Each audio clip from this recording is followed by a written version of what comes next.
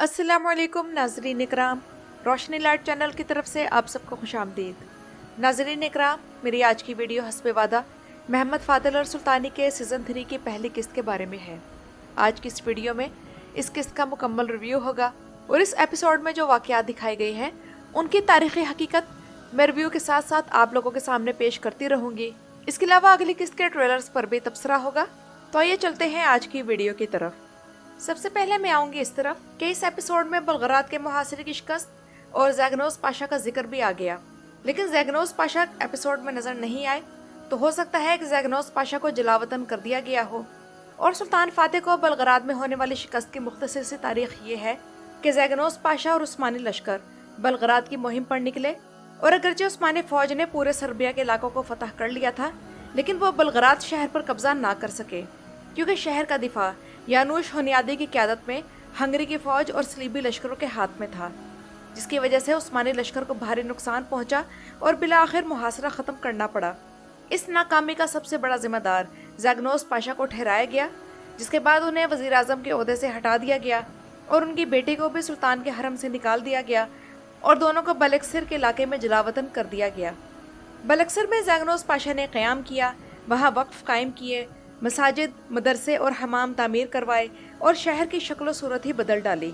तो ड्रामे के हिसाब से भी सिचुएशन यही बनती है कि ज़ैगनोस पाशा इस वक्त बलक्सर शहर में जलावतन किए गए हैं। ड्रामे में एक चीज़ मुझे अभी तक समझ नहीं आई कि सुल्तान फातेह के जो पाशा हैं उन्हें स्याह फर वाले लिबास, जिन्हें कुर्क कहा जाता है, और इसके अलावा स्याह कढ़ाई वाले काफ्तान क्यों पहनाए गए हैं।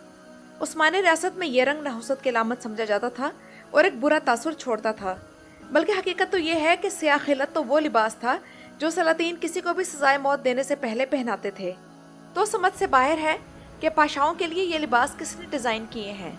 और नाज़रीन इकराम, इस एपिसोड में आप लोगों ने किज़िल अल्मा के बारे में भी सुन लिया होगा और देख लिया होगा कि वेटिकन में लगी पेंटिंग, जिसमें पेट्रोस के हाथों में दुनिया का ग्लोब है और उसमें सलीब पेवस्त है।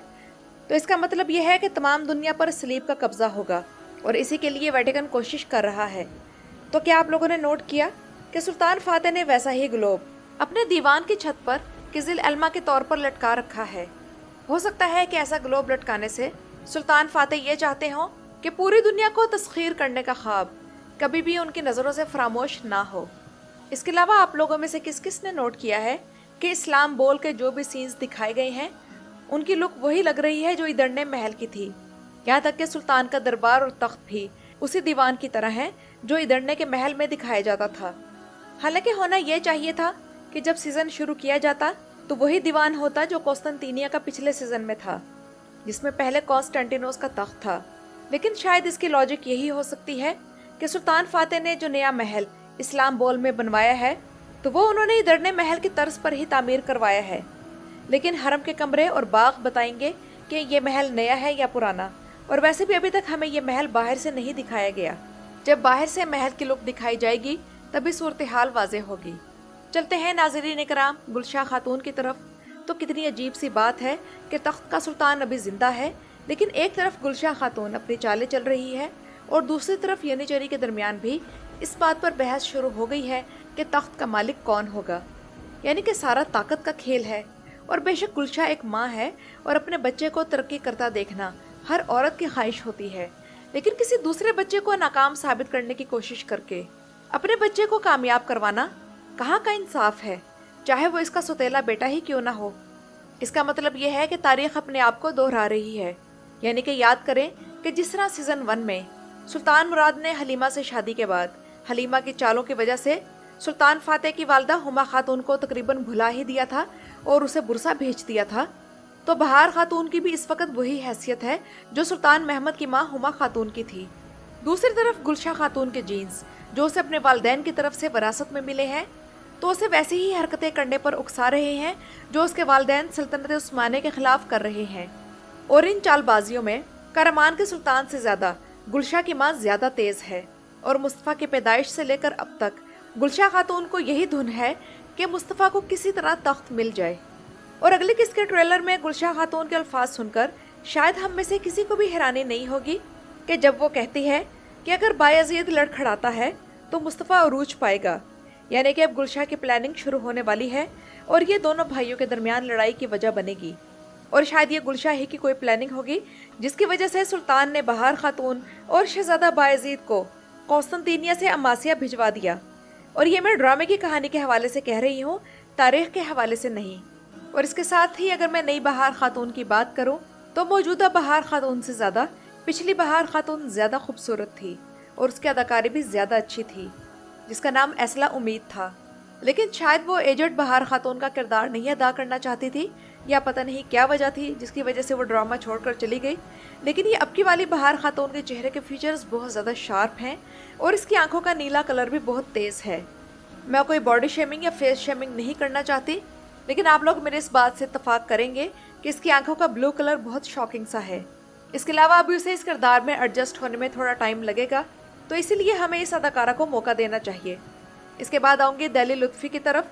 तो इस किरदार ने हमें बहुत हंसाया, ख़ास तौर पर तब जब वो सुल्तान के दरबार में होता है और फिर जिस तरह वो कदम ब कदम पीछे हटता है और बिलात जिस तरह उसको टोकता है, वो बहुत फ़नी सीन था। और फिर जिस तरह जब वो एक्साइटेड होता है और उस टाइम वो जैसी उटपटांग हरकतें करता है, ऐसे लोगों के लिए पाकिस्तान के सूबा पंजाब में एक लफ्ज़ इस्तेमाल होता है, झल्ला। इसे आप तुर्की में दैली कह लें, और आपकी ज़ुबान में इसे क्या कहते हैं मुझे कमेंट्स में ज़रूर बताइएगा। लेकिन मैं यहाँ यह ज़रूर कहना चाहूँगी कि दैली लुत्फ़ी से मिलता जुलता एक किरदार कुर्रशुस्मान में आगचा का था, जो बज़ाहिर तो एक नीम पागल सा शख्स लगता था, लेकिन बेहतरीन मंसूबा साज और हथियार बनाने में माहिर था। ये ऐसा किरदार था जिसने चंद किस्तों में ही मद्दाहों का दिल जीत लिया था। तो दैली लुत्फ़ी को देखकर मुझे आगचा का किरदार याद आ गया। और अब नाज़रीन इकराम इमारत करमान की तरफ आएँ, जो कि सल्जूकी सल्तनत के ज़वाल के बाद 13वीं सदी में वस्ती अनातोलिया में कायम हुई, यानी कि मौजूदा तुर्की के इलाके। इसकी बुनियाद नूरुद्दीन सूफी करमान ओगलों ने रखी।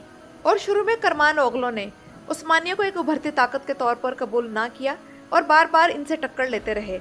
इनका रवैया हसद और मुकाबले पर मबनी था, क्योंकि ये अपने आप को अनातोलिया का असल वारिस समझते थे। और उस्मानी सलातीन ख़ासतौर पर सुल्तान मुराद अव्वल, बायजीद यल्दरम और सुल्तान मुराद II को बारहा करमान की तरफ मुहिम्मात करनी पड़ी। और करमान अक्सर उस्मानियों के दुश्मनों मसलन अमीर तैमूर या ममलूकों के साथ इत्तेहाद करते और उस्मानियों के लिए मुश्किलात खड़ी करते रहे। तो सुल्तान फातेह के दौर में भी इनकी सल्तनत उस्मानिया के साथ जिस किस्म की चपकलिश रही, उसे हाईलाइट किया जा रहा है।